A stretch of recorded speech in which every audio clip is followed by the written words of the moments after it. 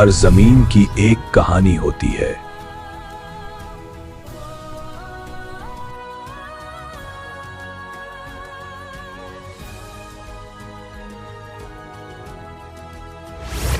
बाप अपनी औलाद के लिए जान भी दे देता है।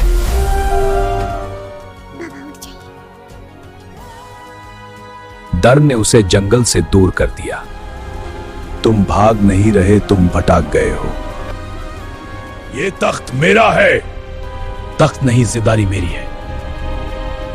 ये मेरा है। नहीं, अब नहीं।